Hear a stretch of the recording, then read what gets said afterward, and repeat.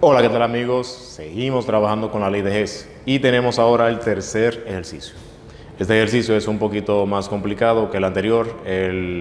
Los dos anteriores que vimos fue para que vayamos cogiendo el piso y vayamos entendiendo la parte ya de cuándo es que hablamos de entalpía de formación estándar y cuándo sería entalpía de reacción.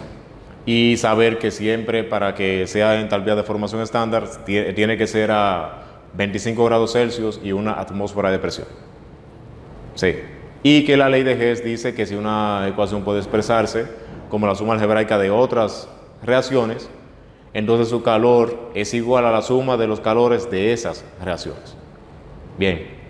Entonces, este ejercicio está relacionado con el etanol. O sea, queremos obtener el calor de formación del etanol.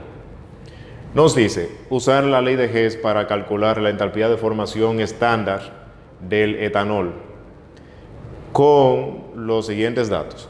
Estos son los datos. Nos dan 3 reacciones. Entonces la idea es sumar esas 3 reacciones y que nos dé la entalpía, la reacción de formación del etanol, que la vamos a colocar aquí arriba para que la tengamos presente. Ya sabemos que el etanol es este, ¿verdad? Y posee carbono, hidrógeno y oxígeno. Esos son sus elementos constituyentes. Entonces tenemos que ponerlo uno más el otro en estado natural y del otro lado como producto el etanol.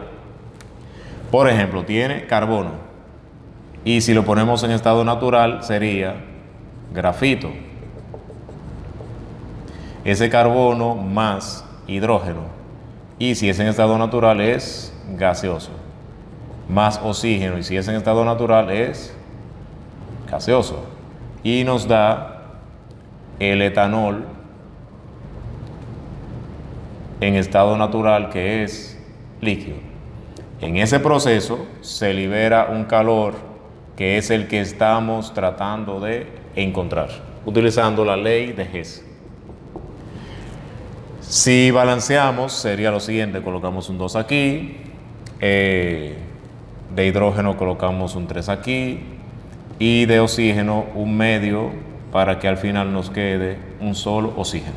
Entonces la idea es, o la ley te dice, que si cuando tú sumas otras reacciones y te da la reacción principal, entonces ese calor va a ser igual a la suma de estos calores que están aquí o de los calores de las reacciones.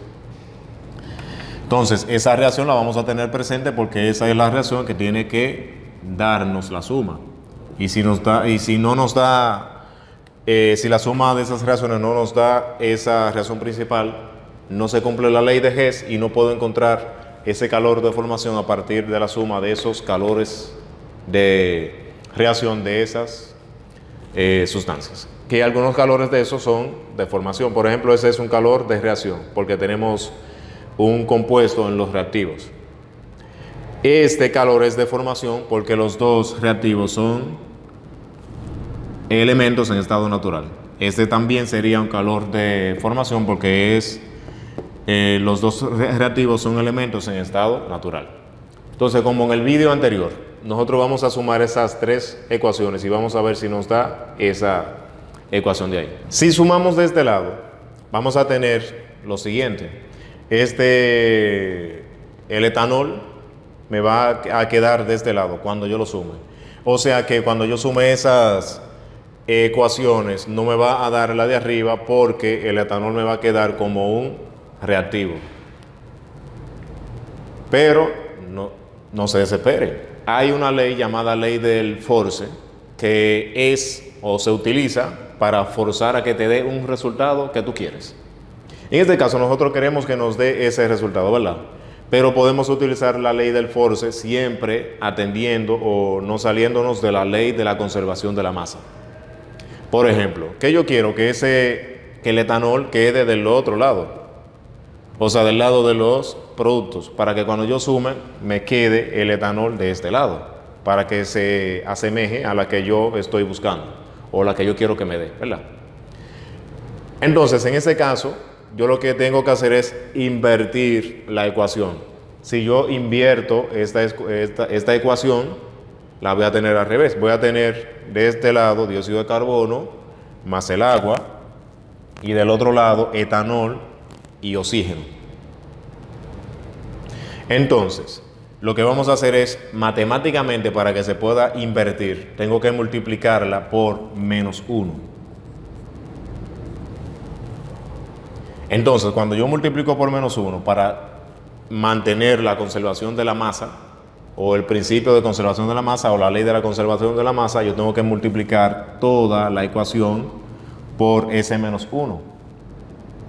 Y recuerden que los moles de cada sustancia hace que el calor varíe, porque recuerden que es por cada mol.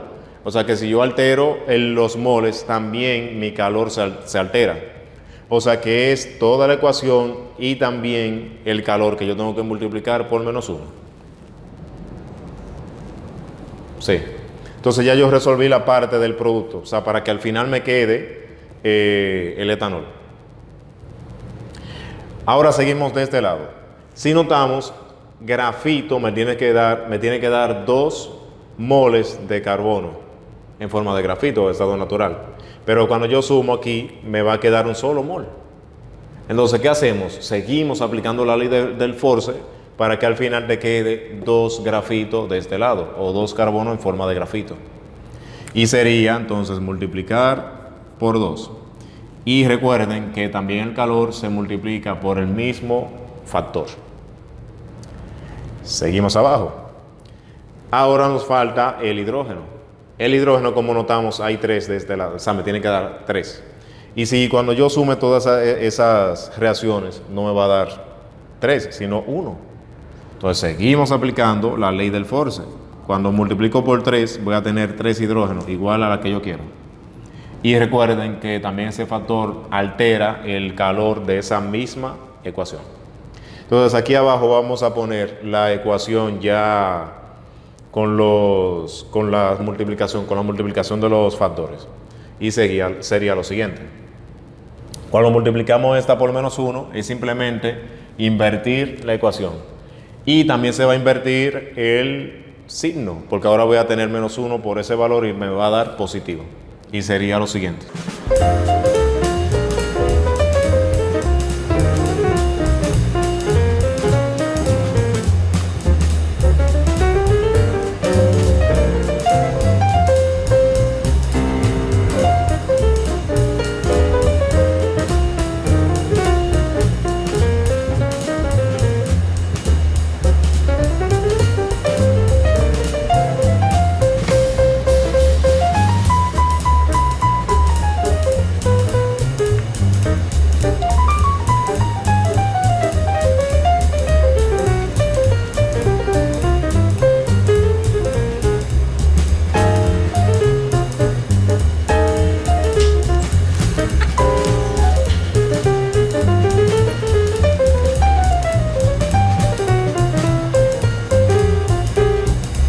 Entonces ya multiplicamos por los factores.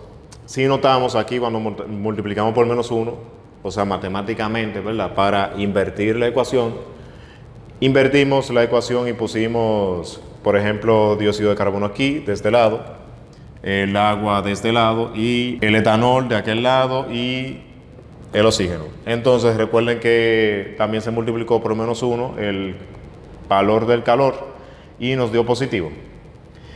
Abajo multiplicamos 2 por un carbono o por una molécula o por un átomo o por un mol de carbono, nos dio 2. Aquí 2 de oxígeno y 2 de dióxido de carbono.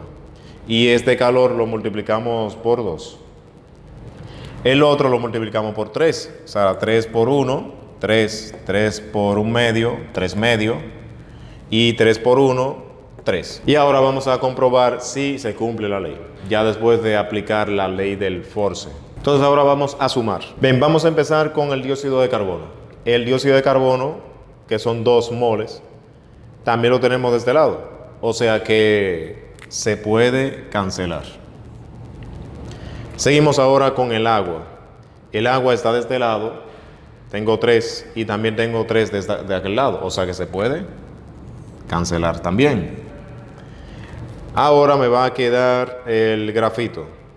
carbono en forma de grafito no está en ninguna otra parte, o sea que lo voy a colocar igual.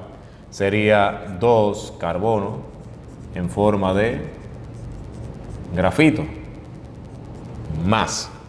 Seguimos con vamos a dejar el oxígeno de último. Seguimos con el hidrógeno. El hidrógeno, si notamos, no está en ningún otro lado, o sea que lo vamos a dejar igual.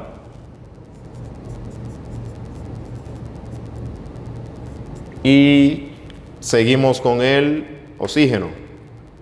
Si notamos, tenemos oxígeno de este lado y también aquí. Tenemos 3 oxígenos y acá tenemos 2 más 3 medio. Recuerden que 2 es lo mismo que 4 medio o 4 sobre 2. Sí. Entonces, 4 medio más 3 medio me da 7 medio. Sí, 7 medio. 3 es lo mismo que 6 medio, 6 entre 2. Entonces tengo 7 medio menos 6 medio me da 1 medio. O sea que de este lado tengo 1 medio de oxígeno en estado natural. Y ya no queda más nada de este lado. O sea, de aquel lado solamente me va a quedar el etanol.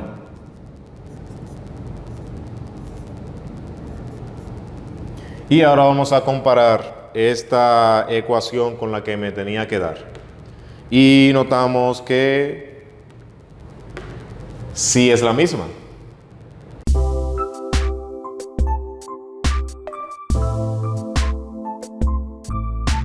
Entonces ahora sí podemos encontrar el calor que nos están pidiendo, que le llamamos, le pusimos entalpía de formación.